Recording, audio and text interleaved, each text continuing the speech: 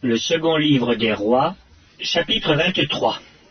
Le roi Josias fit assembler auprès de lui tous les anciens de Juda et de Jérusalem, puis il monta à la maison de l'Éternel avec tous les hommes de Juda et tous les habitants de Jérusalem, les sacrificateurs, les prophètes, et tout le peuple, depuis le plus petit jusqu'au plus grand. Il lut devant eux toutes les paroles du livre de l'Alliance qu'on avait trouvé dans la maison de l'Éternel. Le roi se tenait sur l'estrade, et il traita alliance devant l'Éternel, s'engageant à suivre l'Éternel et à observer ses ordonnances, ses préceptes et ses lois, de tout son cœur et de toute son âme, afin de mettre en pratique les paroles de cette alliance écrites dans ce livre. Et tout le peuple entra dans l'alliance. Le roi ordonna à Hilkija, le souverain sacrificateur, aux sacrificateurs du second ordre et à ceux qui gardaient le seuil, de sortir du temple de l'Éternel tous les ustensiles qui avaient été faits pour Baal, pour Astarté et pour toute l'armée des cieux. Et il les brûla hors de Jérusalem dans les champs du Cédron, et en fit porter la poussière à Béthel. Il chassa les prêtres des idoles établis par les rois de Juda pour brûler des parfums sur les hauts lieux dans les villes de Juda et aux environs de Jérusalem, et ceux qui offraient des parfums à Baal, au soleil, à la lune, au zodiaque et à toute l'armée des cieux. Il sortit de la maison de l'Éternel l'idole d'Astarté, qu'il transporta hors de Jérusalem vers le torrent de Cédron. Il la brûla au torrent de Cédron et la réduisit en poussière, et il en jeta la poussière sur les sépulcres des enfants du peuple. Il abattit les maisons des prostituées qui étaient dans la maison de l'Éternel, et où des femmes tissaient des tentes pour Astarté. Il fit venir tous les prêtres des villes de Juda.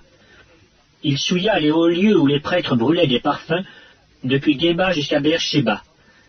Et il renversa les hauts lieux des portes, celui qui était à l'entrée de la porte de Josué, chef de la ville, et celui qui était à gauche de la porte de la ville.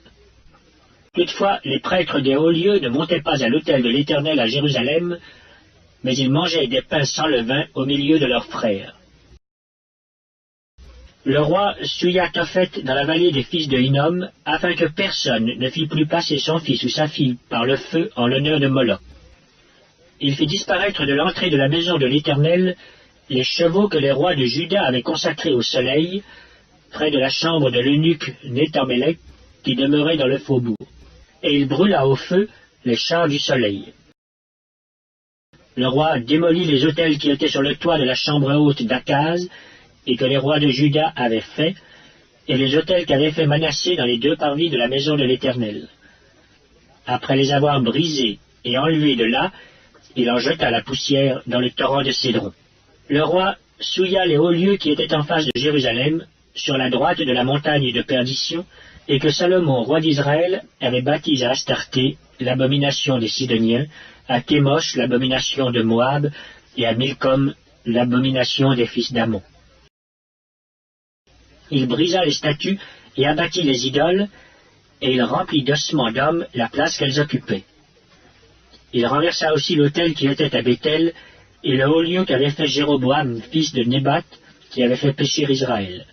Il brûla le haut lieu et le réduisit en poussière, et il brûla l'idole. Josias s'étant tourné, et, ayant vu les sépulcres qui étaient là dans la montagne, envoya prendre les ossements des sépulcres, et il les brûla sur l'autel et le souilla, selon la parole de l'Éternel prononcée par l'homme de Dieu qui avait annoncé ces choses.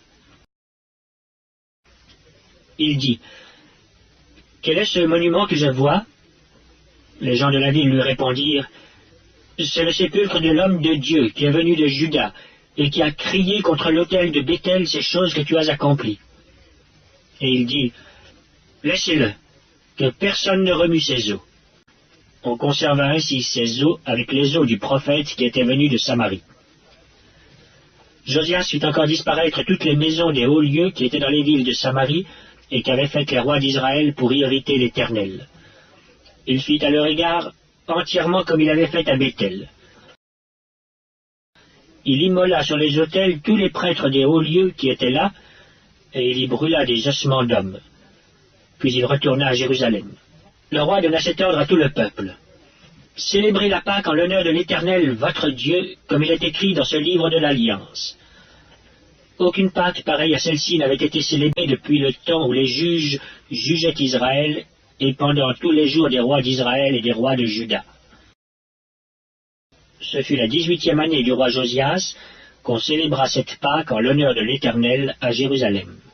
De plus, Josias fit disparaître ceux qui évoquaient les esprits et ceux qui prédisaient l'avenir, et les téraphim, et les idoles, et toutes les abominations qui se voyaient dans le pays de Juda et à Jérusalem, afin de mettre en pratique les paroles de la loi, écrites dans le livre que le sacrificateur Ilkija avait trouvé dans la maison de l'Éternel.